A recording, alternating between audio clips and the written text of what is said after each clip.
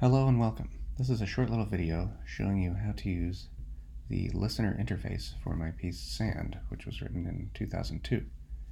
And the interface runs on the Max, formerly Max MSP platform, and you can download it. I mean, if you've gotten this far, you may have downloaded it from my website already and unzipped it, and you'll have a big folder here.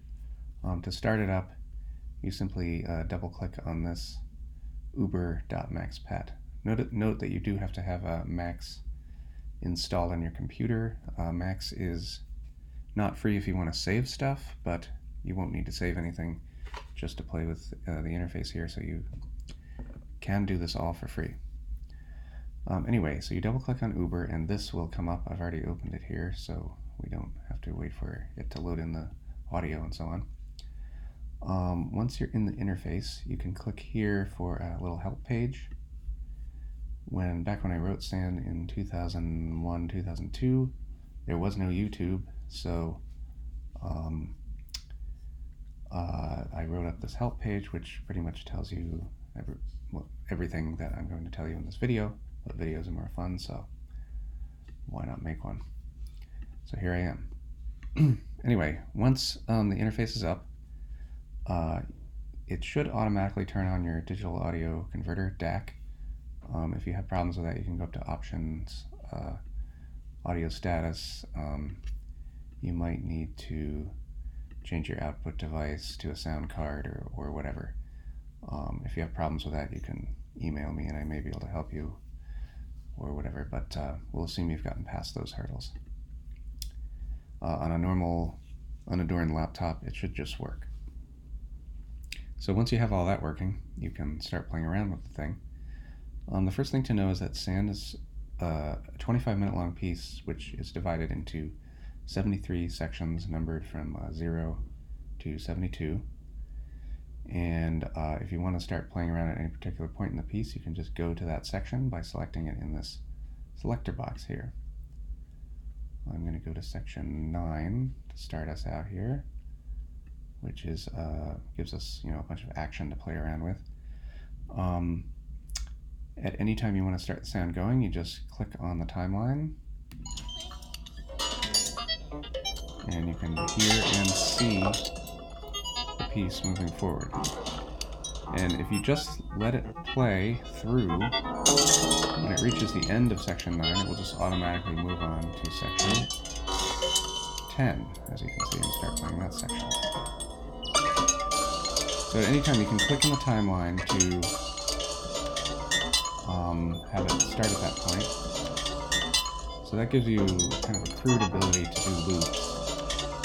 But if you really want to do a loop, you can actually set up a loop by dragging in this upper timeline here. And when it gets to the end of this section, it'll go back to the beginning of it, and it'll just loop it indefinitely. You can cancel that out by clicking again.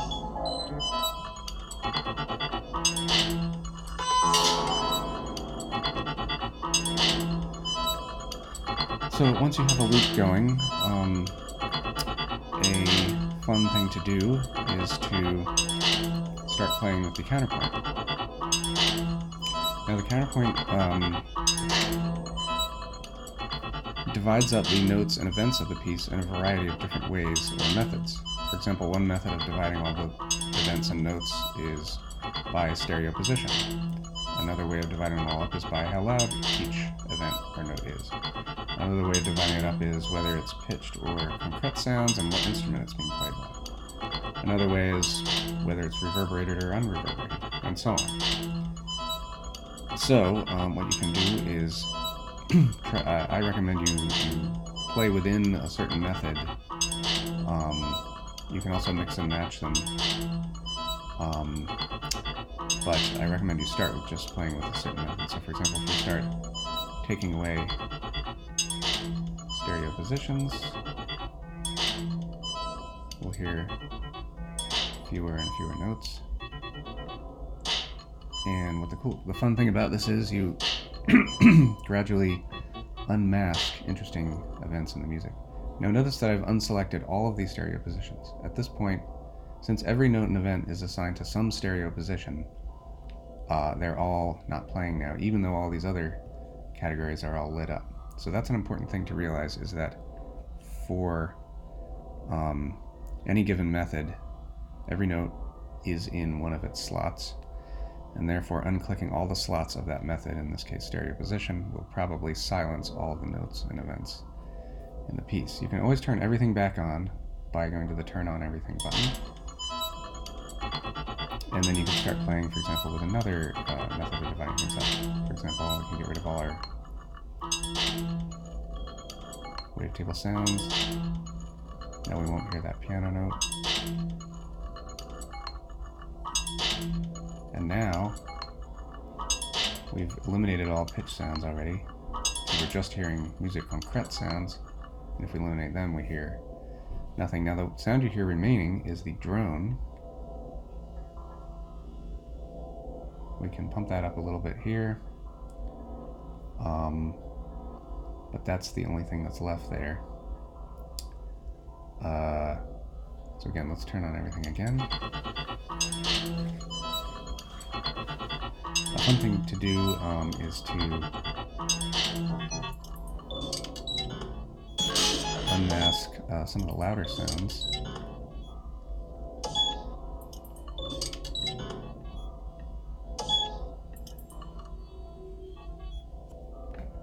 And you'll discover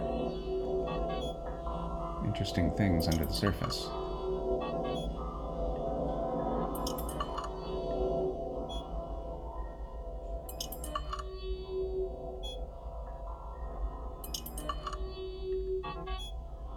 And then you can bring it all back.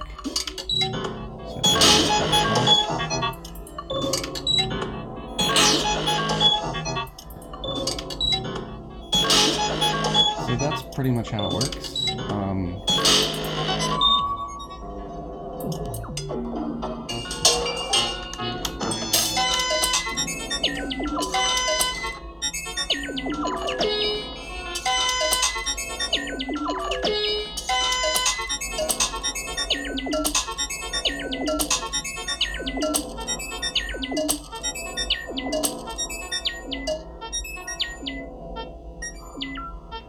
So you can make your own little minimalist pieces by playing with this.